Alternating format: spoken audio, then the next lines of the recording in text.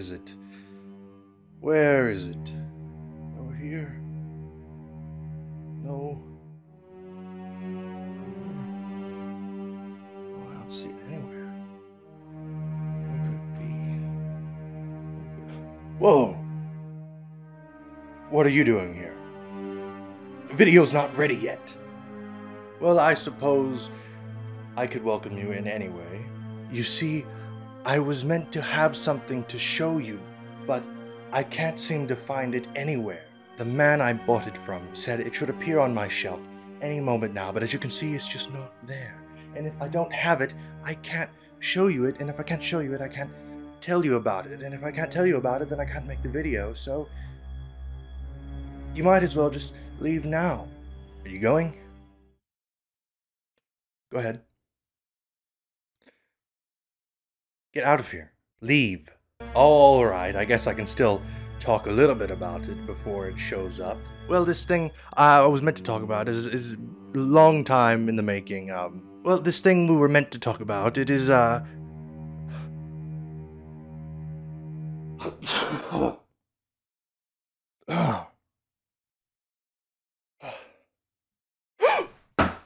I guess the cat's out of the bag. Yeah, that's right. It was just a Halloween costume the whole time. But I guess now that you know my true identity, I can take this off. Jesus. I'm gonna go ahead and place this somewhere. Flip it around.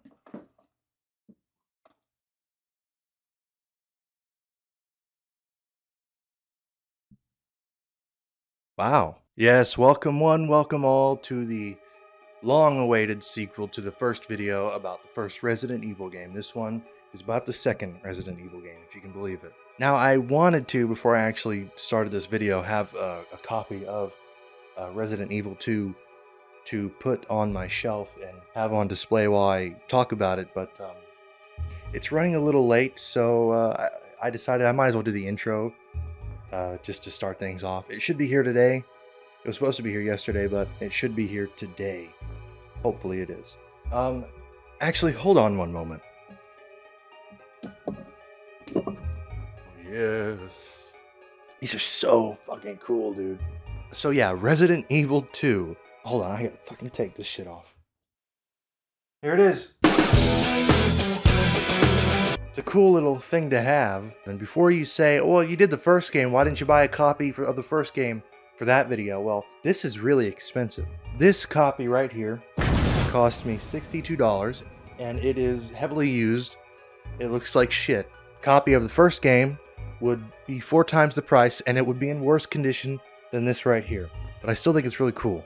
And with all that out of the way, I want to go ahead and move this whole operation off of the shelf and over here, because I don't feel comfortable having these candles lit for more than 5 minutes at a time over here. So we're going to go ahead and move the whole operation somewhere else. But before we continue, let's take a closer look at the case itself, because it is pretty interesting. Now, obviously, like any other PS1 game, it is a jewel case, although, because of its 2 discs, it's this hybrid of 2 jewel cases kind of stuck together with a piece of plastic in the middle. Now, one interesting thing is this sticker right here. The sticker says, win a part in the movie, or other great prizes, but the biggest one is a part in the movie. Now, this is 1998, and this is after Resident Evil 2 had already come out. I'm not quite sure what movie it's referring to. It could be the ones we got with Milla Jovovich in them, or it could be referring to the movie directed by George Romero, or written and directed by George Romero. But I could have sworn that that was canceled before the release of RE2. I'm not quite sure. I'd have to look into it. But if not, then I'm pretty sure it was referring to the George Romero movie and not the other ones.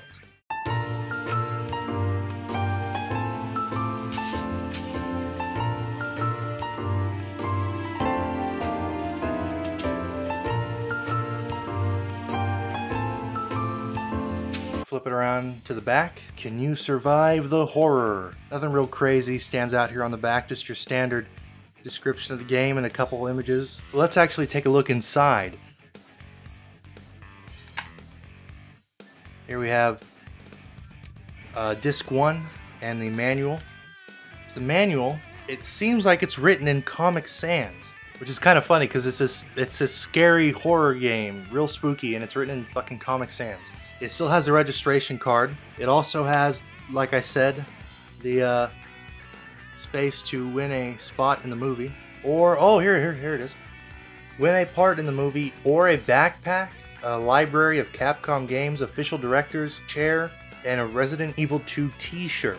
And on the back we have an advertisement for the official strategy guide, as well as the comic book series and an action figure. I'd have to look into it, but I'm pretty sure those action figures are actually pretty rare and hard to find. Let's take a look at the other side.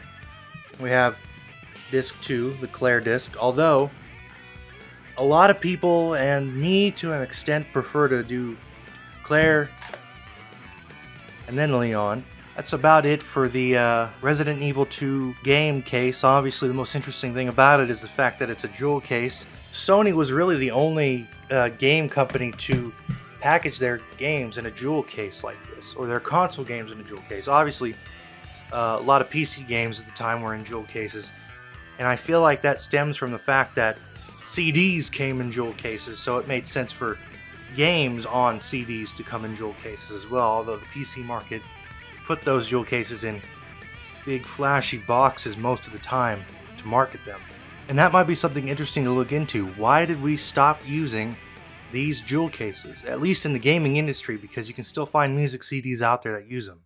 We're over here now, and I'm going to go ahead and keep this hat on because it was expensive and I bought it just for this video. As you can see, the game is currently running. No, that is not a video, that actually is the game behind me. I also have this eyeball, and I have the candles lit. As you can see, this one's actually already started bleeding. So this is what we got. We have a candle. We have this. We have this, and the game, and an eyeball, and another candle. That's Halloween, and some genius has picked a Tuesday to mow. So the way this video is going to be set up, it's really simple. I tried doing a script, but my God, I cannot write. We're just going to do an outline, and I'm just going to pour my heart out to you. I honestly was hoping it would just stay on the main menu, but it's doing that like every 10 seconds. Oh, no way, Resident Evil 2, what? What the fuck? And of course, where else would we start then?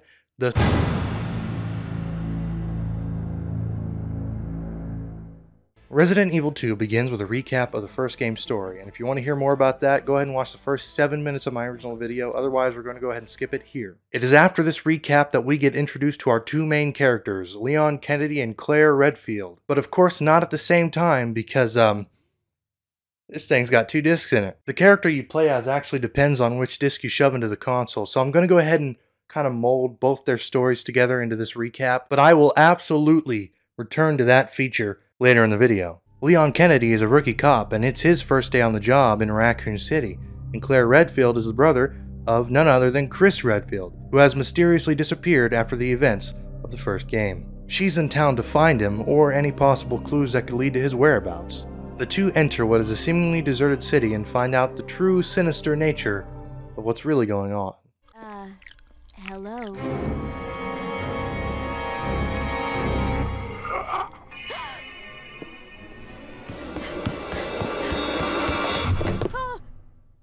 Wait! Don't shoot! Get down! Together they escape the horde, steal a police car, and drive it to the local police station in hopes to find refuge and answers to what's really going on here. They are soon thwarted though, as a zombie that looks strikingly similar to Leon himself jumps out of the back and causes them to crash their car.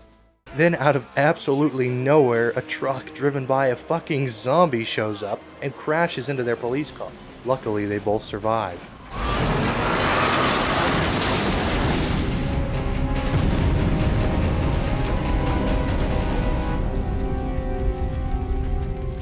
Now split up, they each need to find their own way to the police station. But of course, once they arrive, they find the Raccoon City police station completely deserted.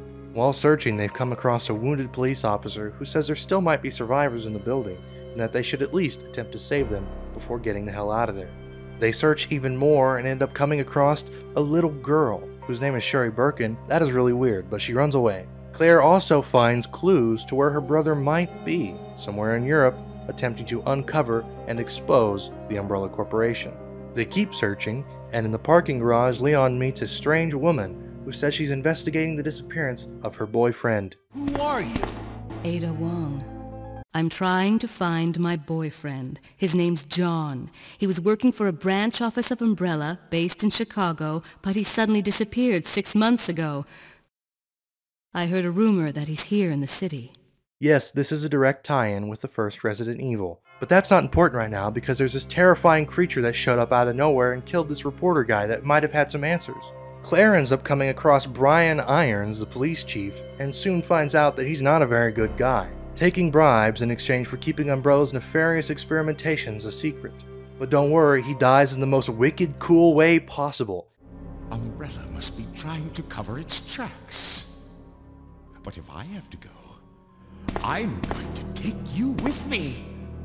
I just can't take the pain!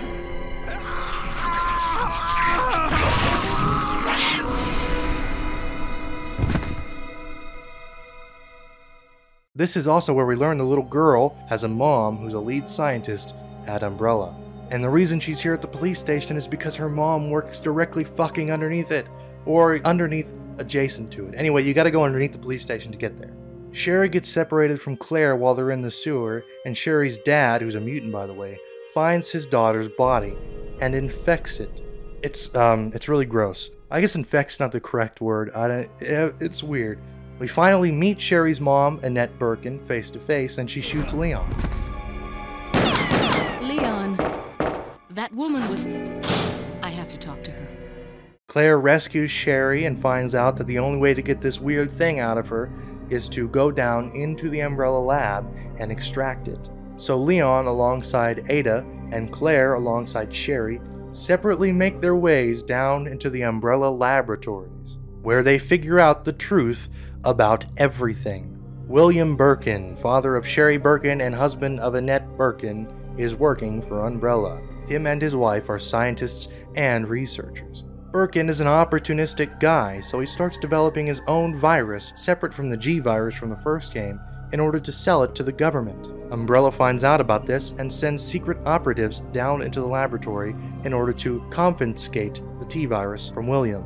They end up fatally wounding him and taking the sample away, but of course he had a backup sample which he injects into his person, mutating him into an ugly, gross creature and rampaging through the sewer, killing the secret team that was sent to take the virus. During this, a sample of the virus actually breaks and leaks into the sewer system, infecting the local wildlife. And of course from there it spreads until it infects the entire city. And that is the revelations of Resident Evil 2. And of course, after all of this is revealed, Annette fucking dies in the most hilarious way possible.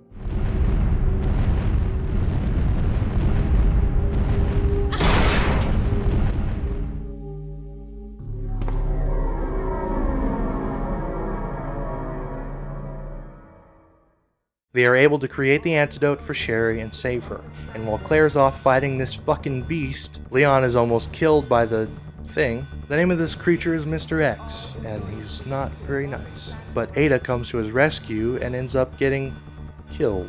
Claire instructs Leon via video chat to collect Sherry and take her to the train as fast as humanly possible, because of course they set off the goddamn self-destruct system. It wouldn't be Resident Evil without a self-destruct system. On her way to the train station, Claire is stopped by William Birkin, who has transformed from an ugly creature into a terrifying creature, and she has to put him down.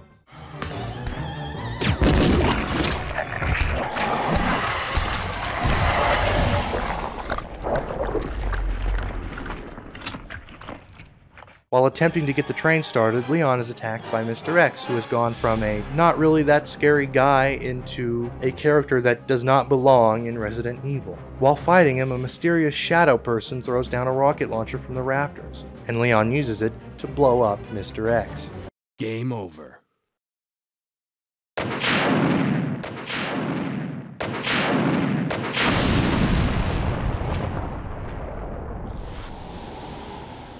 And Claire finally meets up with Leon and Sherry on the train. But it's not over yet, because William is actually not dead, and he comes back and attempts to devour the goddamn train. And I'm gonna be honest with you, this is one of the coolest fucking boss fights ever, because it is literally just you unloading your entire arsenal into this ugly blob fucking creature that is consuming the train car.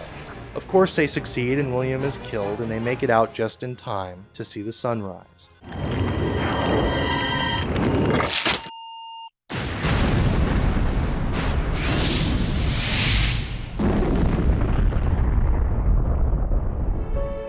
Come on, time to leave. Now? What's wrong? Is something following us? We have to go. We don't have any time to waste. Go? Where? Hey, it's up to us to take out Umbrella. And that is the story of Resident Evil 2.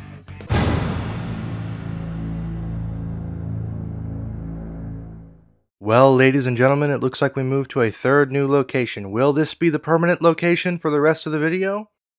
And with that not so quick recap of the story out of the way, we can move on to the gameplay. The gameplay consists of 4 major elements: combat, exploration, puzzle solving, and item management. A good example would be the west stairwell in the police station. We start off with combat, fighting off a group of zombies, then move on to exploration, looking for resources to survive, then puzzle solving, moving the statues onto pressure plates, and then finally, item management, deciding what we need and don't need to continue on. All of these elements work in tandem to make an engaging experience. The way you engage with enemies is completely up to you. Whether you come at them all with a pistol, or you decide to blow them up, you shoot them in the head, or you cut their legs off, you knife them all to death, or you just completely ignore them and dodge their attack. These are all scenarios the game accepts and even encourages. This being a survival horror game, ammo is often scarce, and your own survival can often come down to whether or not you're able to prioritize ammunition towards certain enemies, as well as choose which enemies to engage with and which to ignore. Attempting to dodge the zombies in that narrow hallway is risky because they can easily grab onto you, stun lock you, and bring your health down to 0. But if you are able to get through unscathed, that ammo you saved could be used towards a more important enemy or boss, saving you health, ammunition, as well as precious time that can lead to a higher rank at the end of the game. You know, it is hot. It is so hot. You wouldn't believe me if I said I'm recording this in fucking October and it's hot as shit out. I'm just gonna go ahead and take the hat off. Who needs it anyway? Not me. Exploration is a big part of Resident Evil. It's a big part of any game. The Raccoon City Police Department is a very dark and mysterious place to explore. With a setting as big as this, every area, every room, every nook and cranny has to serve a purpose, whether to gameplay or story. And there is not an area in this game I want taken out. My biggest gripe with the first Resident Evil was that there was some areas that really didn't serve a purpose other than to pad the game's length. The biggest offender was the underground cave section, right next to the guest house. I really enjoyed the guest house, but I despised the cave. It's just a random mess of hallways and retreaded puzzles, and it serves pretty much no purpose towards gameplay and story. RE2, on the other hand, every environment is just perfect to me. I can't see myself wanting to get rid of or change any area in the game. And furthermore, hold on, I think I heard something.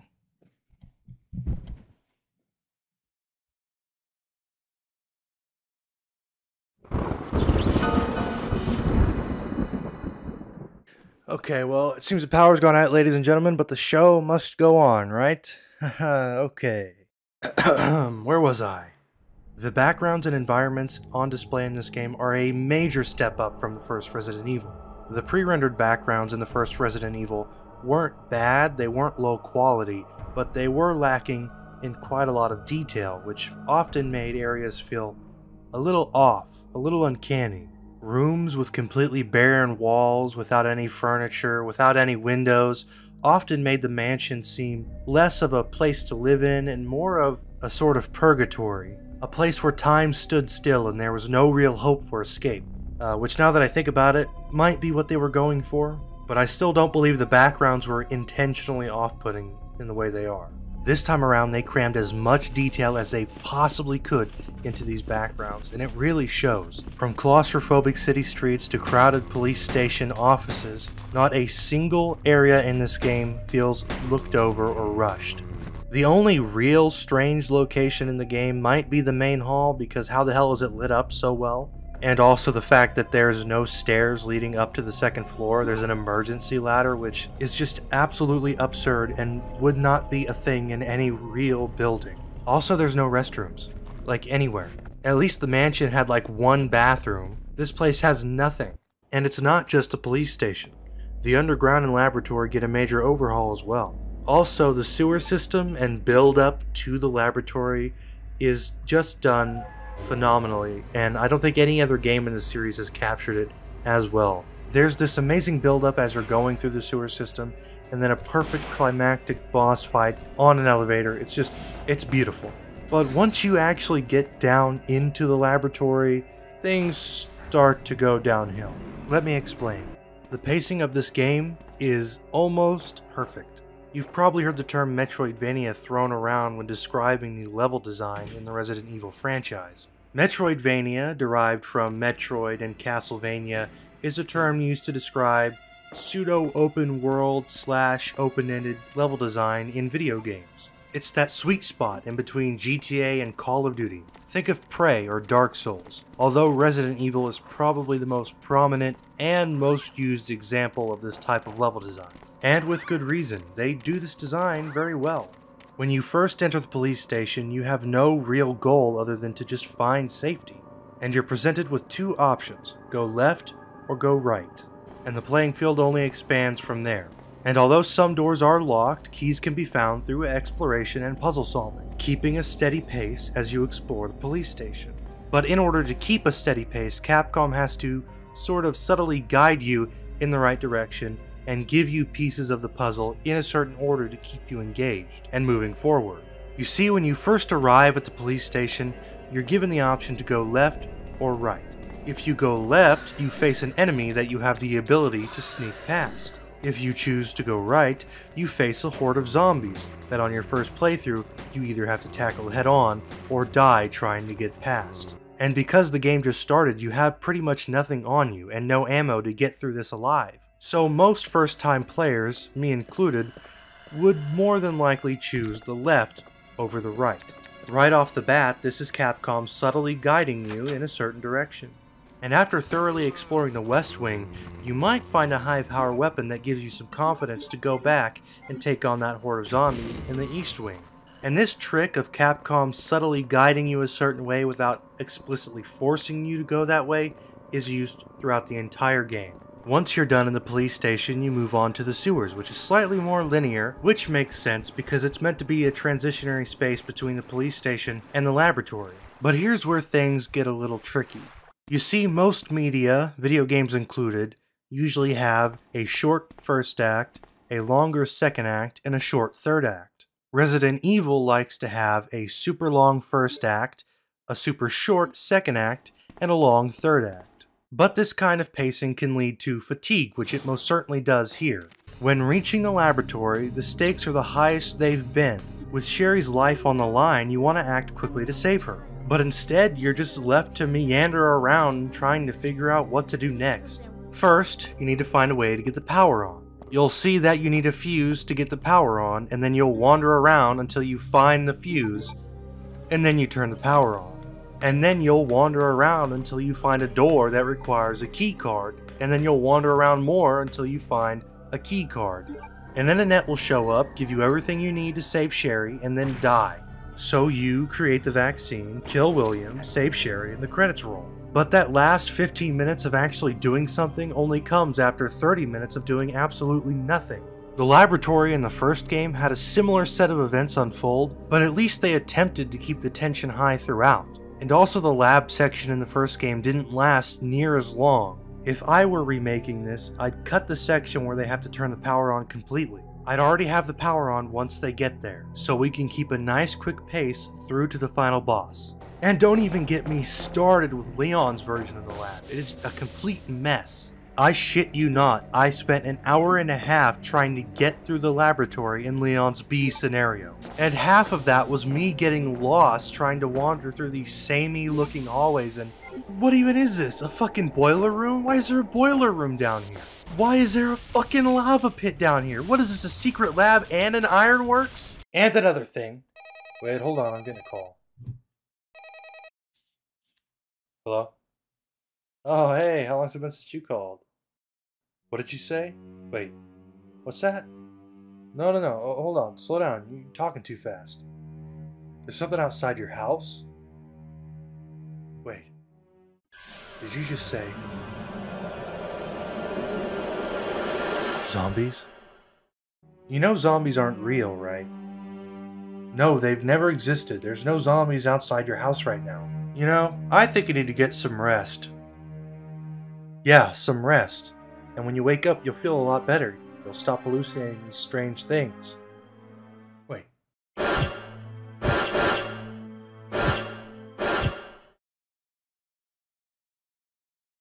have to call you back.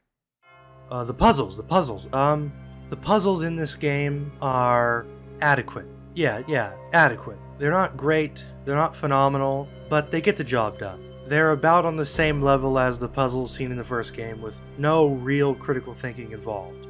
I think one of the best puzzles in the game is the first one you actually come across. You'll find an oil painting pretty early on while exploring the police station. There's a plaque that reads, "A sacrifice to the Hellfire." And later on, you end up finding a lighter, and if you put two and two together, obviously you'll go back and you'll set the painting on fire, revealing a gem. Congratulations, Capcom, on the intuitive puzzle. You actually made me use my brain, even if it was only for half a millisecond. Some of these puzzles aren't even puzzles, they're more just like problem-solving exercises and fetch quests. You find a hole that could fit a crank, but you don't have one? Well, just play for a little while longer until you do find one and go back and use it. There, problem solved. You got two movable statues and two pressure plates on the ground? Easy, move the statues onto the pressure plates, problem solved. But as dull as these puzzles can be, they are a core element of the gameplay. Without them, there would be nothing to break up the occasional zombie encounter, making for an even duller experience overall. In short, the puzzles aren't great, but they get the job done, and occasionally can be pretty intuitive. This being a survival game, item management is vital to your success. Being able to decide what you should carry and what you should leave behind can be the difference between life and death. This isn't some modern pseudo-RPG where you have infinite capacity for all materials. You get 6 item slots. That's it. Even the save room item box has limited capacity. What's interesting is, and you can actually do this, people have gone through the game without even once opening the item box, only using stuff in their inventory. It takes a lot of skill to pull off, and I've only ever done it once in the first Resident Evil game, and it is not something I think I'd ever want to do again. While you're exploring the basement of the RPD, you can actually come across a submachine gun and a side pouch, and the side pouch actually allows you to carry 2 extra items. But that's not it. You see, this choice you're about to make to take either the submachine gun, the side pouch, or both is not only an intricate gameplay mechanic, but is an ingenious gameplay mechanic that is never seen again in the entire series. For you see, depending on what you take in your A scenario, it will directly affect your B scenario. If you're playing first as Claire and you take the side pouch, when you go through again as Leon, it'll be gone and there will only be a submachine gun, and vice versa. And you can also say, hey, fuck Leon, I'll take them both, he doesn't need them anyway. I'm sure he'll be fine. This system is actually called zapping, and it is the only instance in the entire franchise, and I mean that dead serious. Which is just absolutely unbelievable. Could you imagine if every item in the game was affected by this system? Imagine if picking up a green herb in that stairwell as Claire meant that it did not show up at all when you played as Leon. Imagine the gameplay potential for a system like that. There's a few other smaller instances you can find of this system throughout Resident Evil 2, but like I said, this is the only game it shows up in, and I will never understand that. But hey, maybe it'll show back up in the remake. Maybe it'll even be expanded upon in the remake. Who knows? You'll just have to wait and see when I talk about it. Moving on.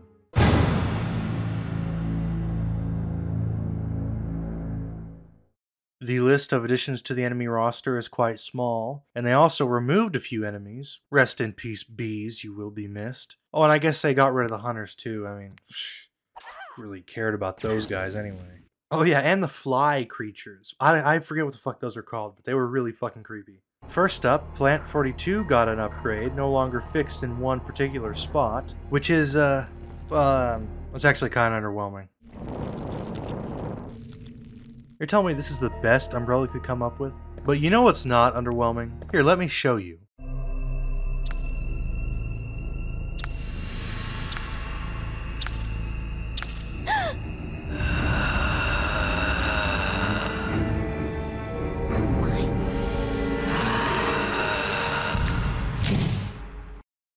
Did you hear that? That was the sound of millions of kids all around the world simultaneously shitting their pants. I don't know who the hell came up with this body horror monstrosity, but you better promote them, then fire them, then rehire them, then re-promote them, because they are going to hell. These are called lickers, and they can't see very well, but they sure can hear. So remember to be quiet and sneak around them when you can, so you can either attempt to walk around it, which be mindful of the broken glass, or you can just fucking book it through and pray that it doesn't get you. Or you can be a man and face this fucker head on. But you probably shouldn't do that with a pistol. You should wait until you have better weapons. Hey, wait, I said don't do that. Oh.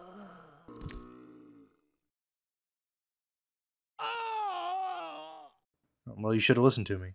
There is actually a reason in the lore for why these exist. So apparently regular zombies can just sometimes mutate, and this is what they turn into. You know, I never considered myself someone that could get scared easily, but I swear to God my asshole clenches every time I enter a room and hear them groan and hear that iconic clicking of their claws as they move.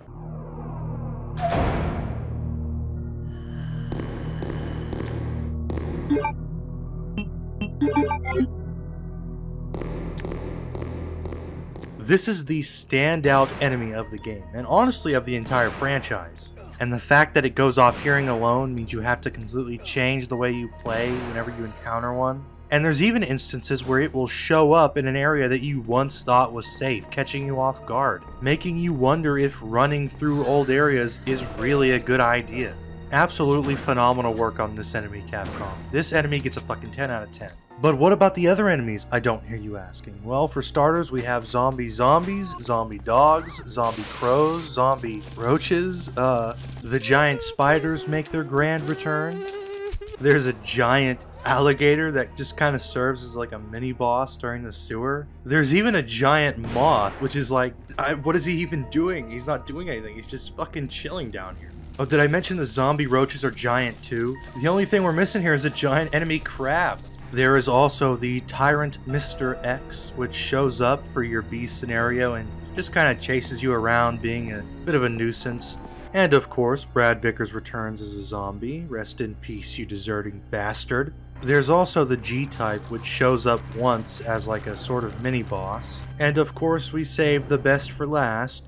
We have William Birkin, also known as G. He is pretty much the main baddie throughout the entire game, showing up in both playthroughs. And what's even cooler is that he's constantly evolving. He starts off looking mostly human, but after each encounter he morphs and becomes more and more animal-like and more grotesque, eventually ending up on all fours, until ending as just a kind of consuming blob. He's pretty much the main boss of the entire game, and what makes him stand out so much is the fact that his transformations are done completely on screen.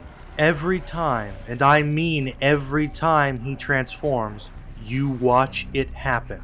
Never done before and never done since. And yes, I played the remake. Yeah, I'm gonna spoil it now. They don't show you it. They try as hard as they can to keep you from seeing it happen. Which really is a shame, because you can tell Capcom is kind of like, you know, showing off this cool thing they learned how to do. And there's really no games I can think of that came out after this that attempted to do something like that meaningfully. I mean, my God, they show you it happen so many times. Like, they are proud of this thing. And they have every right to be proud, because this is just fucking awesome.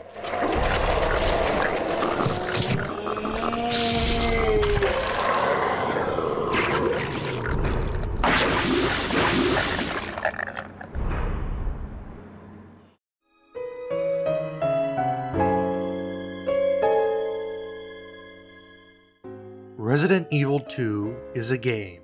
I don't know why it's taken me so long to actually make this video, but now that it's done, it feels like this huge weight's been lifted off my chest. Resident Evil 2 came out in this transitionary period as games were moving from fully 2D to fully 3D. And while fully 3D was definitely becoming an industry standard, Capcom stuck to its guns and made a pseudo 2D game with 3D elements. And although Capcom would soon leave fixed camera angles behind and never look back, many fans return to this game, and many consider it to be the best in the series, and a lot of them cite fixed camera angles for that exact reason. And although I do agree that the fixed camera angles have led to some very tense and terrifying moments, the Resident Evil 2 remake kind of proves that you don't exactly need fixed camera angles to achieve the same feeling. I mean, just making the rooms darker and more cluttered makes it harder to see what enemies are in the room with you. Like I said, achieving the same feeling through different means. And while Capcom returning to this style of game would definitely be a sight to behold, I don't think it's going to happen anytime soon, or ever really. Which is why I think we should return to this game to be able to learn and appreciate where we came from. And it is an absolute tragedy that these games aren't available on modern consoles. The first 3 Resident Evil games are not available on any modern hardware whatsoever. If you have a PS1, PS2, or even a PS3 with copies of these 3 games, well, good for you. But discs will rot and hardware will break down. And the longer Capcom waits to re-release these games, the harder it becomes to play them. But hey, maybe that's what they want. I mean, these remakes don't call themselves remakes. They are clearly meant to replace, and that is a shame. So I recommend everyone to play Resident Evil 2 while they still can. And that is Resident Evil 2. I hope you had a fantastic time watching this video. I hope you had as much fun watching it as I did making it. And I'll see you in the next video. Adios.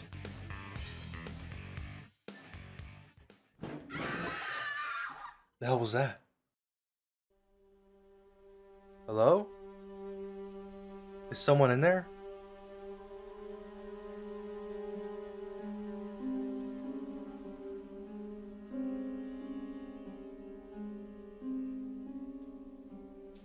Hello? Jesus Christ. Zombies. I guess they are real. Well, ladies and gentlemen, seems like there's zombies right outside my house. And also the power's out. And also a third scary thing, the sun's setting. Well, I guess stay safe and have a happy Halloween. Ooh.